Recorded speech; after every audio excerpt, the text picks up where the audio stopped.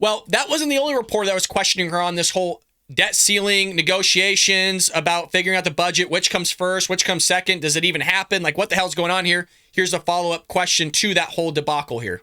A couple of weeks ago when the mayors were in town, the president said he looked forward to an honest debate with Republicans on entitlements.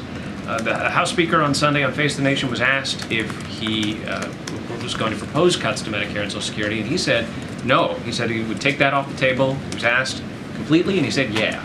So is it your sense, is it the sense here that the House Speaker's not being honest when he says that? I think it's more of like there are some facts out there, right, that we can easily point to, like this administration can point to. And I think I did a little bit of that last time. And so if you look at McCarthy's Republican conference, especially the extreme part of that conference, and McCarthy himself voted to raise the retirement age and Medicare as we know it. That has been historic. Like that, those are the facts. And just last year, the Republican Study Committee, which includes most House Republicans, reiterated those calls to cut Social Security and Medicare. When Republicans call for If you're curious just what I'm doing, just looking for the answer to the question that was proposed. Is he lying? Simple yes or no. But here we go with the diarrhea cockamouth, like always, saying a bunch of nonsense. When the guy said, well, he wasn't going to cut Social Security, Medicare, Medicaid, all that stuff, the social programs that make up, again, 70% of our budget, $6.6 trillion. But the question was, is he lying? It was an easy answer, yes or no. This is what she's going to do. She's just going to ramble. For these cuts, they do so under the guise of strengthening the programs. So, when the Speaker McCarthy says he wants to strengthen Social Security or Medicare, but rules out making the wealthy and the big corporations pay their fair share, so that leaves just to one. I'm so tired of this nonsense, this myth of the wealthy don't pay their fair share. Folks, can we just debunk this really fast? I wasn't expecting to do this. The top 1% pay 40% of all tax or taxes. The top 1%. The top 10% pay almost 75% of all taxes. Everything the government spends is done through the top 10% in this country. All the 40% of government spending, federal government spending, is through the top 1%. So what type of fair share do you want if 1% is spending 40%, or if we're spending 40% of the 1%? Either way you want to look at it, it's not proportional. If you want to even look at the top spenders are paying 99% of our taxes. Whatever the government spends, 99% is coming through the top earners. 1% is literally for those that are making $50,000 or less. But somehow the 1% or the wealthy or whatever the hell she wants to talk about aren't paying their fair share. What's the fair share? What is the number? Ask any leftist or Democrat out there. What is the number that you want them to pay? 90% of it? They're already paying 99%. Like, what do you want? It's so stupid. Option, which is cuts. And again, many outlets in here reported what House Republicans were thinking about when it came to this new Congress, the new 118th Congress.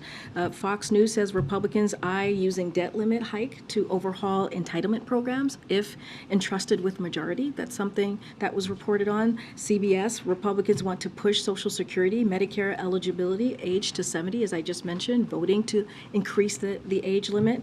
Reuters, GOP House members are threatening to force cuts to Medicare and Social Security spending. I mean, these are the facts. This is from the reporting that we all saw from you, but not you guys got that reporting because of what you saw. The actions were being taken by House Republicans. Washington Post, House GOP eyes Social Security, Medicare amid spending battle. So this is something that they have said over and over again for the past several months. And there's also voting that could be looked at on how they have treated this issue of Medicare and Social Security. So they've been very vocal. And they've been very clear. And so what we're going to do is we're going to stand up for the American people, fight for the American people, and protect Medicare and Social Security, which the president has said himself and been very clear about. Setting entitlements aside for a moment, one of the other things that Republicans are saying is that there ought to be a reduction in discretionary spending.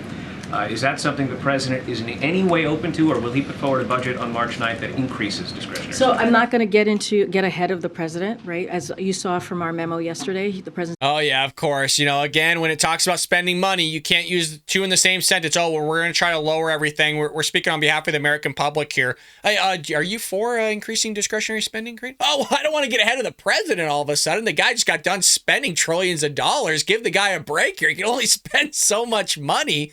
It's such an amazing environment to be in, watching this lady contradict herself and completely lie to everybody each and every which way direction that she can, and that we're all supposed to sit there and soak it in as if it's truth here.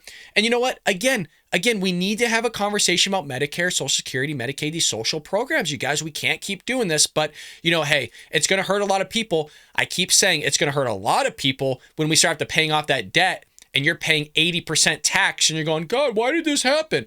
Well, you choose social programs over actually having a budget that actually figures itself out. But hey, you know what? Because nobody's being impacted on this yet, all of a sudden, everybody's everyone's basically turning a blind eye to this thing rather than really focusing on it.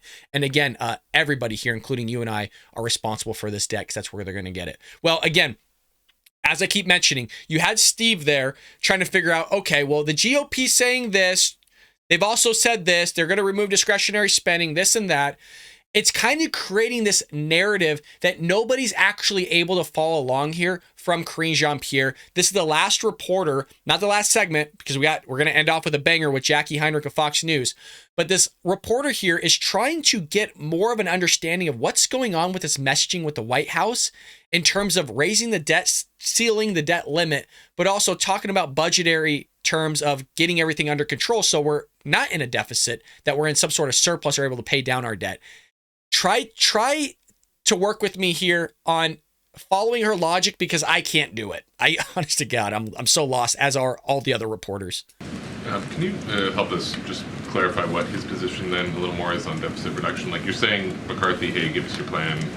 Is your plan, the president has sort of let out dribs and drabs of his views here and there. So just so I understand correctly, he is opposed to any cuts to Medicare and Social Security, including changes to eligibility. He's open to other spending reductions over the medium term, including potentially defense? I want to be very careful here, because what the president has been very clear about is what is their plan. He wants to see their plan as it relates to the budget, right? So the president's going to put out his budget on March 9th. You guys will all get to see that. And so we want to see what their plan is. I'm not going to get ahead of that particular piece when it comes to the budget.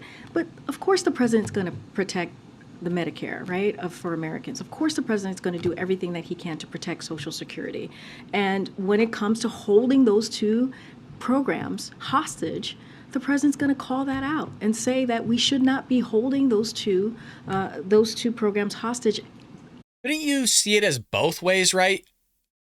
So for one end of the coin, you could say that Republicans or the GOP in the House or Congress are using Social Security and Medicare hostage to create some sort of reform so we're not in a deficit and we can start paying down our debt. But on the other side of things, you could say that the president is holding it hostage by not wanting to negotiate with Congress to figure out our budget, by figuring out whatever needs to be reformed, probably the social programs, and furthermore, just going and saying, well, let's just increase the limit. So wouldn't you be holding both hostages depending on what side of the argument you're looking at?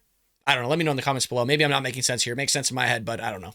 On something that is the basic duty of Congress, which is to lift the debt ceiling, something that they should be able to do because it is their constitutional duty. Right, you're trying to put the debt ceiling aside, and I hear you. Does he want a fiscal reform deal aside from that? Like, does the president want a deal? What he wants to see, what are they putting forth?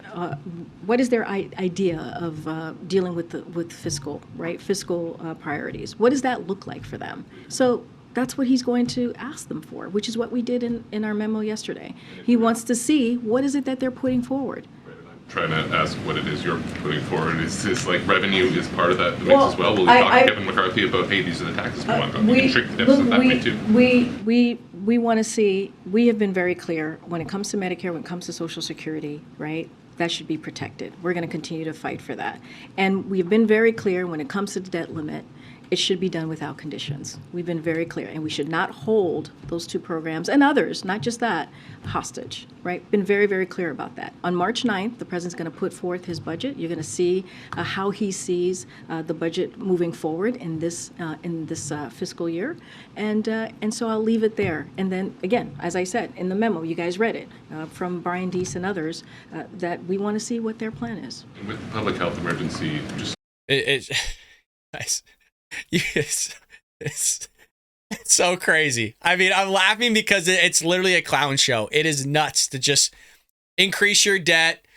You know, you don't have the right amount of money coming in. I mean, I know I'm saying this on a federal level, but in an individual level, you don't give somebody financial advice saying, yes, keep digging yourself that hole because everybody else has dug that hole as well. Oh, that's a good idea. Oh, you've been digging for 78 years or 78 times? No problem. Keep putting yourself further in debt. Not a big deal. Hey, we can look at the budget later. Don't worry about it. Oh, majority of that's coming from this? Oh, you don't need to cut the majority of wherever your debt's coming from. That's not a big deal. You know, we'll look past it here. We'll figure it out later on. We keep doing it every year. It's fine. So that's the White House's logic that, you know, because we've done it 78 times, we should keep doing stupid things and making stupid decisions and, you know, figuring out later. I hope you enjoyed that clip from the Bald Brad Show. If you did, make sure to hit that subscribe button so you can stay up to date on all our future content.